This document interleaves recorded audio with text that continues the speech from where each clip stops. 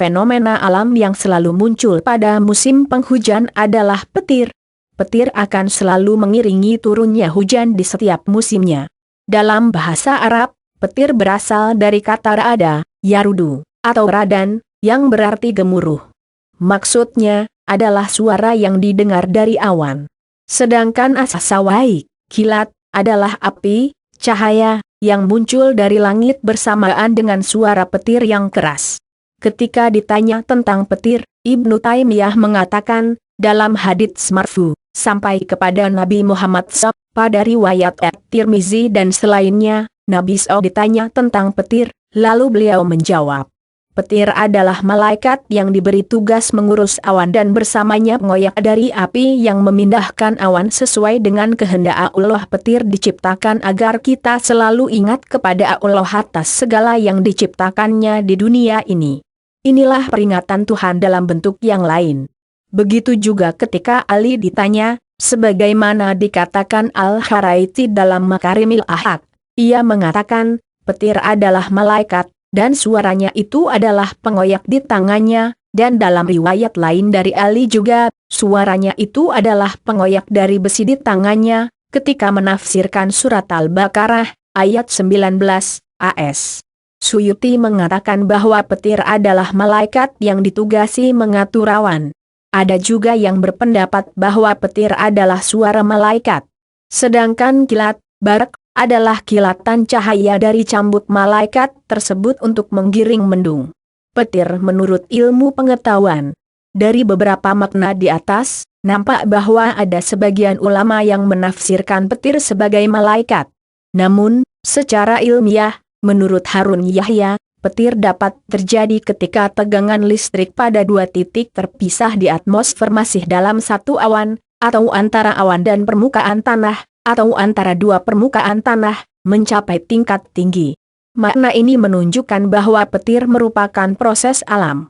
Kilat petir terjadi dalam bentuk setidaknya dua sambaran. Pada sambaran pertama muatan negatif, mengalir dari awan ke permukaan tanah.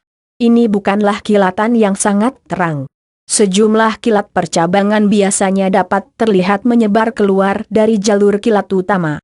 Ketika sambaran pertama ini mencapai permukaan tanah, sebuah muatan berlawanan terbentuk pada titik yang akan disambarnya dan arus kilat kedua yang bermuatan positif terbentuk dari dalam jalur kilat utama tersebut langsung menuju awan. Dua kilat tersebut biasanya beradu sekitar 50 meter di atas permukaan tanah. Arus pendek terbentuk di titik pertemuan antara awan dan permukaan tanah tersebut, dan hasilnya sebuah arus listrik yang sangat kuat dan terang mengalir dari dalam jalur kilat utama itu menuju awan. Perbedaan tegangan pada aliran listrik antara awan dan permukaan tanah ini melebihi beberapa juta voltase. Menurut Harun Yahya, energi yang dilepaskan oleh satu sambaran petir lebih besar daripada yang dihasilkan oleh seluruh pusat pembangkit tenaga listrik di Amerika. Suhu pada jalur di mana petir terbentuk dapat mencapai 10.000 derajat Celcius. Suhu di dalam tanur, tempat pembakaran, untuk meleburkan besi adalah antara 1050 dan 1100 derajat Celcius. Panas yang dihasilkan oleh sambaran petir terkecil dapat mencapai 10 kali lipatnya. Panas yang luar biasa ini berarti bahwa petir dapat dengan mudah membakar dan menghancurkan seluruh unsur yang ada di muka bumi. Perbandingan lainnya, suhu permukaan matahari tingginya 700.000 derajat Celcius. Dengan kata lain, suhu petir adalah 1/70 dari suhu permukaan matahari. Cahaya yang dikeluarkan oleh petir lebih terang daripada cahaya 10 juta bola lampu pijar berdaya 100 watt. Sebagai pembanding, satu kilatan petir menyinari sekelilingnya secara lebih terang dibandingkan ketika satu lampu pijar dinyalakan di setiap rumah di Istanbul. Bagaimana petir bisa seterang itu cahayanya? Itu adalah kuasa Allah. Yang jelas, jauh-jauh hari Allah telah menerangkan di dalam kitab sucinya bahwa terangnya petir yang supe itu mampu menyilaukan mata siapa saja yang melihatnya, bahkan kita tak sanggup untuk melihatnya.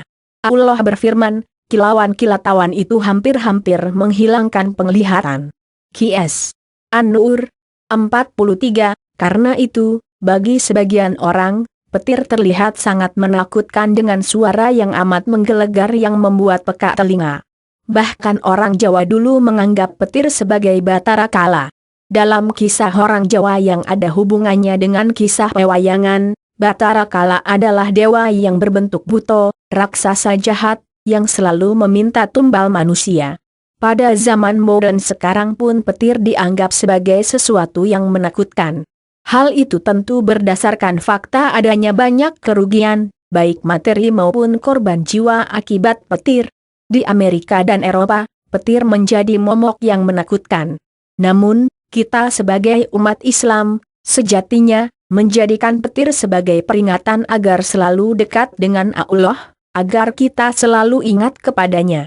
Rasa takut yang diakibatkan oleh petir, hendaknya membuat kita semakin yakin untuk berpikir bahwa sewaktu-waktu Dia pun akan mengirimkan azab kepada kita berupa sambaran petir, jika kita tidak mau beriman dan bertakwa kepadanya, persisi seperti yang dialami oleh kaum Ad dan Samud dahulu.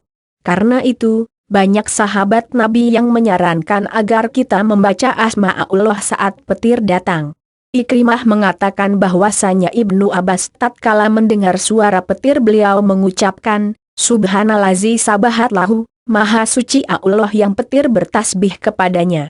Lihat Adabul Mufrad nomor 722, dihasankan oleh Syekh Al-Albani. Sementara bagi Abdullah bin Az-Zubair, apabila mendengar petir, dia menghentikan pembicaraan, kemudian mengucapkan, Subhanallazi yusabihur rodu bihamdihi wal malaikatu min hifatih, Maha Suci Allah yang petir dan para malaikat bertasbih dengan memujinya karena rasa takut kepadanya. Kemudian ia mengatakan, inilah ancaman yang sangat keras untuk penduduk suatu negeri. Selain itu, banyak manfaat ekologis yang didapatkan dari adanya petir, yaitu untuk kesuburan tanah. Dulu, sebelum penelitian ilmiah dilakukan, banyak orang yang bertanya-tanya, apa sih sebenarnya manfaat petir? Kenapa Al-Quran sedemikian khusus melukisnya dalam surat Ar-Ra'd, Guru? Padahal efek yang ditimbulkan petir itu sangat menakutkan. Namun, setelah dilakukan penelitian ilmiah ternyata petir itu banyak manfaatnya. Saat petir menyambar tidak hanya terjadi pembentukan lapisan ozon, tapi banyak terjadi reaksi-reaksi kimia lain antara udara dengan air hujan yang sedang turun. Misalnya nitrogen dengan air sehingga saat air sampai di bumi, menjadikan tanah lebih subur karena mendapat pasokan nitrogen lebih banyak. Maka benarlah firman Allah SWT, dan Dia menurunkan hujan dari langit, lalu menghidupkan bumi dengan air itu sesudah matinya. Sesungguhnya pada yang demikian itu benar-benar terdapat tanda-tanda bagi kaum yang mempergunakan akalnya, QS 30. 24. Petir juga berfungsi saat awal proses pembentukan bumi. Pada awalnya, bumi tidak memiliki atmosfer seperti sekarang. Itu sebabnya banyak meteor yang jatuh ke bumi. Pada waktu itu petir bisa ribuan kali lebih dahsyat dari petir yang sekarang. Melalui proses yang lama akhirnya atmosfer dapat terbentuk akibat petir juga. Terbayang seperti apa apabila tidak ada petir? Saat kita melihat petir, maka kita patut kagum pada keagungan Allah sekaligus bersyukur kepadanya. Sebab, ini bisa jadi peringatannya dalam bentuk yang lain. Allahu Akbar, Allah Maha Besar, semoga yang sedikit ini menambah kadar keimanan kita, amin, insya Allah.